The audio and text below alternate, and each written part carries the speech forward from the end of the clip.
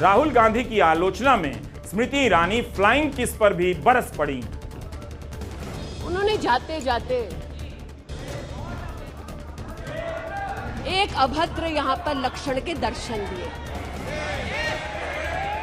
It is only a misogynistic man who can give a flying kiss to a parliament with seats female members of parliament.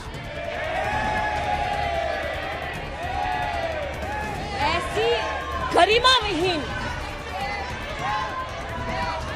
आचरण को इस देश के सदन में कभी नहीं देखा गया। ये उस खानदान के लक्षण हैं, या आज सदन में देश को पता चले। फ्लाइंग किस कब से मिसोजिनिस्ट और मर्दवादी हो गया। बच्चे तक फ्लाइंग किस करते हैं, अपने दादाजी को करते हैं, दादी को करते हैं, नाना नानी को करते हैं। फ्लाइंग किस का इस्तेमाल कई संदर्भों में किया जाता है। एक दोस्त जब अपने दोस्त को विदा करता है तब करता है। एक खिलाड़ी मैदान से अपने फैन को फ्लाइंग किस भेजता है। यह तो आभार और अभिवादन का बहुत सुंदर प्रतीक है।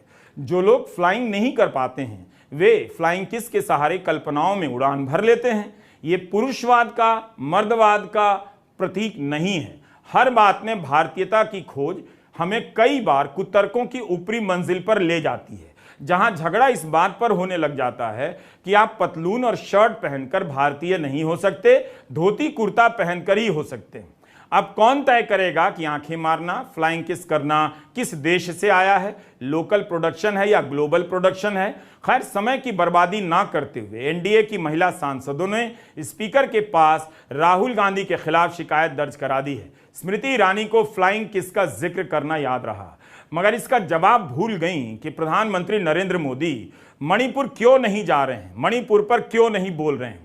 मुद्दा यह है कि स्मृति ईरानी मणिपुर की हिंसा और महिलाओं के साथ हो रही हिंसा के आरोपों के जवाब में अपनी सरकार का बचाव करने के लिए अतीत का उदाहरण क्यों देती रहीं। स्मृति ईरानी को क्यों लगता है कि किसी को याद नहीं रहेगा कि सुप्रीम कोर्ट में क्या हुआ इस मामले को लेकर।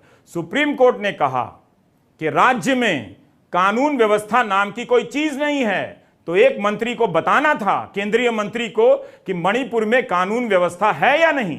सुप्रीम कोर्ट ने कहा कि केवल 1-2 मामले में गिरफ्तारियां हुई हैं, लेकिन 6,500 से अधिक एफआईआर हैं। उन मामलों में गिरफ्तारियों का क्या। ऐसा लग रहा था कि कश्मीर से लेकर बंगाल का सहारा इसलिए लिया जा रहा था ताकि मणिपुर पर जवाब देने की नौबत ना आए। असम राइफल्स के खिलाफ एफआईआर क्यों हुई है यह जवाब में था ही नहीं। स्मृति ईरानी के भाषण में राहुल गांधी मणिपुर से ज्यादा छाए हुए थे।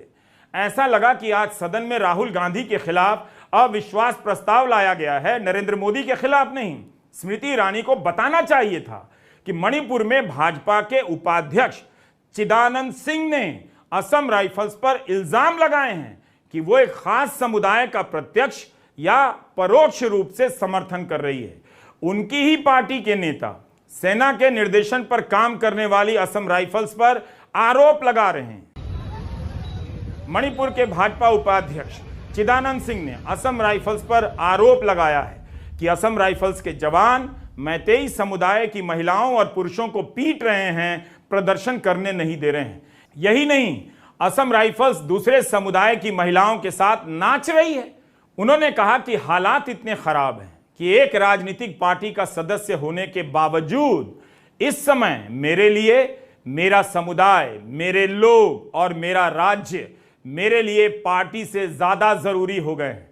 उनका बयान छपा है कि भारत सरकार के नियमों को लागू करने में भेदभाव मैतेई समुदाय के लोगों में केंद्र सरकार के प्रति विश्वास खोने का बड़ा कारण है। यही नहीं, बीजेपी के नेता ने कहा कि उनकी तरफ से 5 जून को प्रधानमंत्री को पत्र लिखा गया है कि असम राइफल्स भेदभाव कर रही है, तो प्रधानमंत्री को यह सब पता है। अब आपको भी पता चल गया।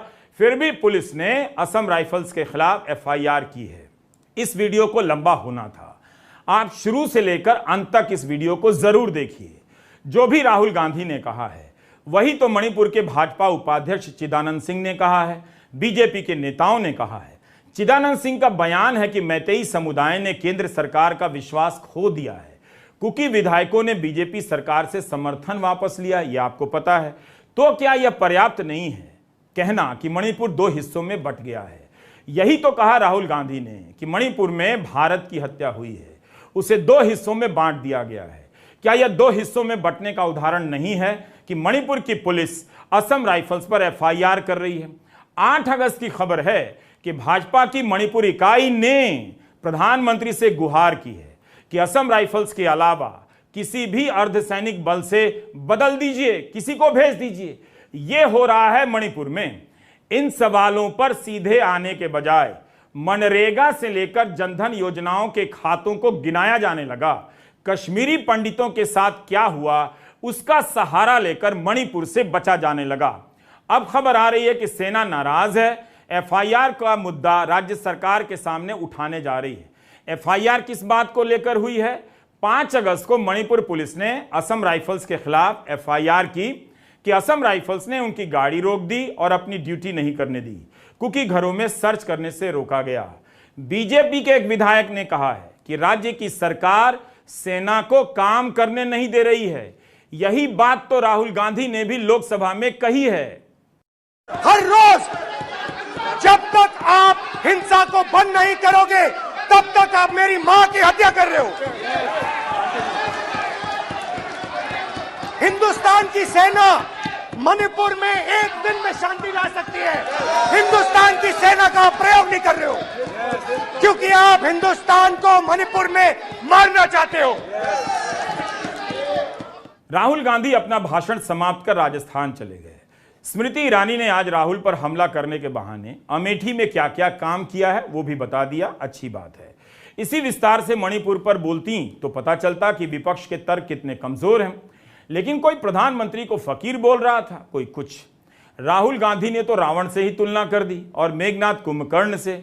हमें लगा कि बीजेपी के सांसद इसे बर्दाश्त नहीं करेंगे और सदन की कार्रवाई से हटाने की मांग करेंगे कार्यवाही से, मगर लगता है कि बीजेपी को फ्लाइंग किस ज्यादा प्रमुख मुद्दा लग गया है। राहुल गांधी का पूरा आचरण आज बहुत ही बेशर्मी भरा था। सदन में फ्लाइंग किस दी जाती है क्या, जहां इतनी महिलाएं हैं? ये बहुत दुर्भाग्यपूर्ण है। और भारत माता की हत्या की बात उन्होंने की। राहुल गांधी तब आप भारत माता की शक्ति को नहीं पहचानते। अजय है, अमर है भारत माता। न मुगल कुछ कर सके, न अंग्रेज कुछ कर सके। कृपया करके इस तरह की गैर जिम्मेदाराना बातें न करें। लेकिन राहुल गांधी जब भी बोलते हैं तो अपने लिए समस्या पैदा करते हैं, अपनी पार्टी के लिए बोलते हैं। उन्होंने क्या ये कहकर सिर्फ महिलाओं को दे रहा हूँ, ये क्या बात हुई? उनको किस बात का दुख हो रहा है? It was just a genuine gesture उन्होंने किया है। जैसे कहा मोहब्बत की दुकान है। आप लोग को नफरत से आदत हो गई है, मोहब्बत एक्सेप्ट नहीं कर पा रहे हैं। देखिए सांसद कह रही है देखिए ये न्यू इंडिया है और नए भारत में यंग जनरेशन भी है। उनको इसमें कोई आपत्ति नहीं लगती है। जिनको नफरत की आदत हो चुकी है उनको प्यार मोहब्बत से दिक्कत जरूर होती है। अफेक्शनेट जेस्चर उन्होंने किया है जो किया है। इतनी नफरती आवाजें उनके खिलाफ बोलती हैं, इतने नफरत से उनके बारे में बोलती हैं, उनको पार्लियामेंट से बेदखल करते हैं, उनको उनके घर से बेदखल करते हैं और वो as a gesture of affection अपना प्यार दिखा रहे हैं। अब प्रधानमंत्री की बारी है। क्या वे मणिपुर पर बोलेंगे या फिर अपनी सरकार की योजनाओं को दोबारा से गिनाने लग जाएंगे जो स्मृति ईरानी गिना चुकी हैं? बल्कि स्मृति ईरानी ने बहुत सारी योजनाओं को गिनाकर प्रधानमंत्री मोदी के भाषण में मणिपुर के लिए काफी खाली जगह छोड़ दिया है। अब वे चाहें तो पूरा भाषण मणिपुर पर दे सकते हैं।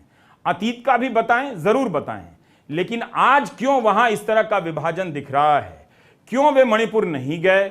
क्यों उन्होंने मणिपुर में शांति की अपील नहीं की? इस पर भी विस्तार से जवाब दें तो अच्छा रहेगा। उम्मीद है इस हंगामे में मणिपुर और मिजोरम से बीजेपी और एनडीए के सांसद भी बोलेंगे। यह कितना अजीब है कि जिस राज्य की बात हो रही है उसी राज्य के 2 सांसद नहीं बोल रहे हैं, फिर बाकियों के बोलने का क्या मतलब रह जाता है?